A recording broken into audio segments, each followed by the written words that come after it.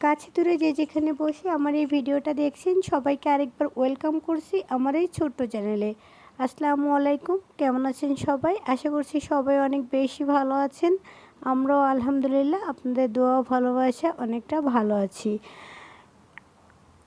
ঈদের ঘোরাফেরার পাঙ্কর আইল্যান্ডের এটা ছিল আমাদের দ্বিতীয় দিন আমরা সকাল সকালই হোটেল রুম খুঁজতে বের হয়ে গেলাম। সেটা হয়তো আমার প্রথম ভিডিওতে দেখেছেন। আমরা প্রথম যে অনলাইনে হোটেলটা বুকিং দিয়েছিলাম ওটা অতটা বেশি ভালো পড়েনি। তো সেকেন্ড ডেতে আমরা সকাল সকালই রুম খোঁজার জন্য বের হলাম। আর এখানে রুম খুঁজতে খুঁজতে চলে আসলাম। এখানে ভালো একটা রুম পরিবেশ মতো পেয়ে গেলাম, তো তাই চেঞ্জ করে ফেললাম। তো এটা ছিল রুমের ভিতরের। এখানে আমাদের আমরা যেভাবে রুমটা চেয়েছি জাস্ট ওভাবেই পেয়েছি। এটা ছিল ডাবল বেড একটাই ছিল। অনেক হোটেলে সিঙ্গেল বেড এবং ডাবল বেড আলাদা আলাদা থাকে, বাট এটাতে একদমই বড় একবার বেড ছিল, যেহেতু আমরা 3জন মেম্বার্স ঘুমাতে পারবো এভাবেই করে বেডটা মন মতো হয়ে গিয়েছিল। তো এভাবেই আমরা রুমটা নিয়েছিলাম। আর সাথে এখানে দিয়েছিল ইলেকট্রিক কেটলি। হোটেলে একটা 4 স্টার হোটেলে যেসব জিনিসপত্র দেওয়া হয়, যারা হোটেলে থাকেন বা গেছেন অবশ্যই জানেন 4 স্টার হোটেলগুলোতে যেসব আসবাবপত্র থাকে সব কিছুই এখানে ছিল। তাই তো আমাদের রুমটা খুবই পছন্দ হয়েছিল। আর বিশেষ করে জানালাগুলো ছিল এবং সাথে ছিল বড় বারান্দা, এই জন্য আমার বেশি ভালো লেগেছিল। আর জানালার পর্দাগুলো ছিল অফ হোয়াইটের, দেখতে আরও বেশি ভালো লেগেছে।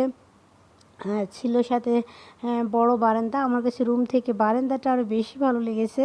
বারান্দাটা এত বড় ছিল যে আমরা রুমে থেকে বারান্দায় সময়টা বেশি কাটিয়েছি। আর বারান্দা থেকে বাহিরের ভিউটা তো ছিল জাস্ট অসাধারণ। বিশেষ করে দিনের বেলা থেকে এখানে রাতের বেলা ভিউটাই বেশি ভালো লাগে। তো আমি রাতের ভিউটাও আপনাদের সাথে শেয়ার করব। তো দিনের বেলা আমি বারান্দা থেকে পুরো হোটেলের ভিউটা তুলে নিচ্ছি। আর এটা ছিল ব্যাক সাইড, ওটা ছিল সামনের সাইড এবং এটা ছিল ব্যাক পিছনের সাইড।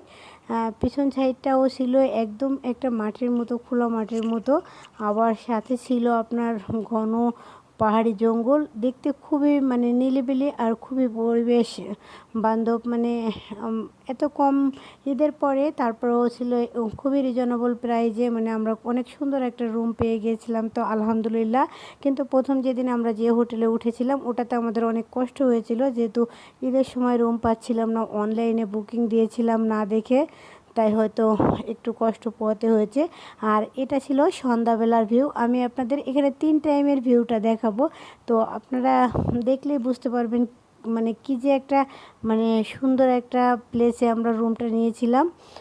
তো এটা ছিল সন্ধ্যাবেলার ভিউ। তো সন্ধ্যাবেলা আমরা হোটেলের চারপাশে এখানে বসার মতো, বাইরের সাইডে বসার মতো অনেক সুন্দর স্পেস করে দিয়েছে সুইমিং পুলের সাথে। আর দেখতো লাইটিংগুলা এভরিথিং সব কিছু মিলে ছায়া ছায়াযুক্ত সব কিছু মিলে দেখতে কিন্তু খুবই ভালো লাগতেছিল। যে আপনারা তো দেখেই বুঝতে পারছেন।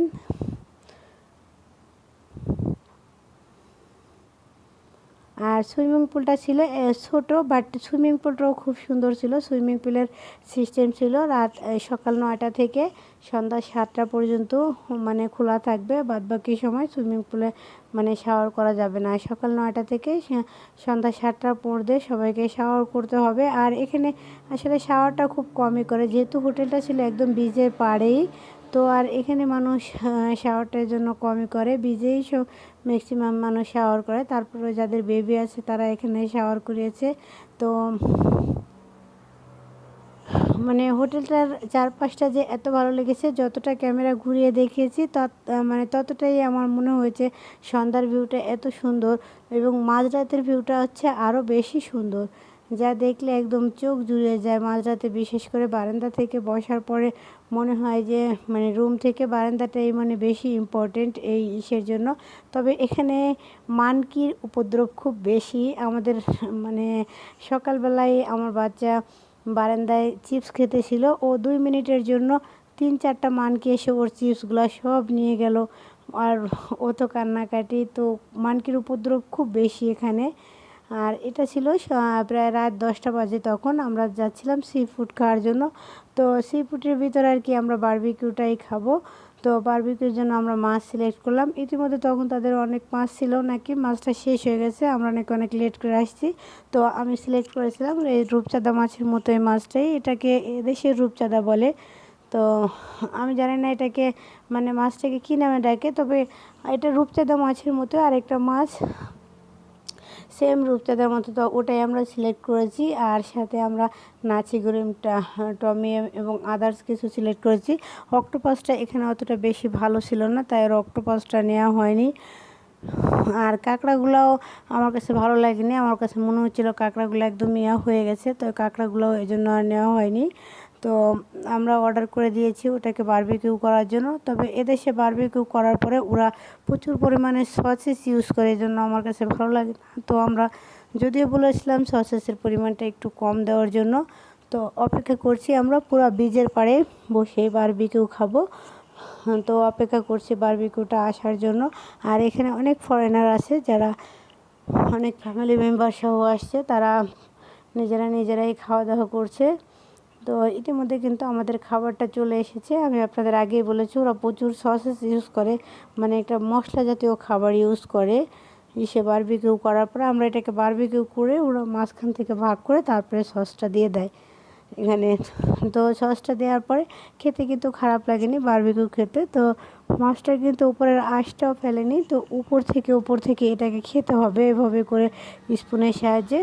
তো আমরা খাওয়া দাওয়া শুরু করেছিলাম। আর সাথে এখানে নেওয়া হয়েছিল টমিয়াম, তো অনেকেই টমিয়াম স্যুপটা জানেন, ডিম ভাজা ছিল সাথে, যেহেতু রাতের ডিনার ছিল। আর এটা ছিল পরের দিন সকালবেলা। সুইমিং পুলেই আমার বেবি আর আমার বোনের বেবি দুইজনে একদম ইচ্ছা মতো মনের সুখে তারা শাওয়ার করতেছিল। তো কথা বলতে বলতে একদম মাঝরাতের ভিউটা আমি আপনাদের দেখিয়ে দিচ্ছি। মাঝরাতে আমি বারান্দা থেকে এই মানে শ্যুটটা করেছিলাম। মাঝরাতে বারান্দার ভিউটা ছিল আরও অসম্ভব সুন্দর। এখানে 3 রকমের ভিউ পাওয়া যায়, দিনের বেলা এক রকমের, সন্ধ্যাবেলা এক রকমের এবং হচ্ছে মাঝরাতের এক রকমের। এটা হচ্ছে হোটেলটার নাম হচ্ছে হোটেল আঞ্জুমান। আপনারা ইয়াতে গেলে এই হোটেলে উঠতে পারেন। তো আজ এ পর্যন্তই, সবাই ভালো থাকবেন, আল্লাহ হাফেজ।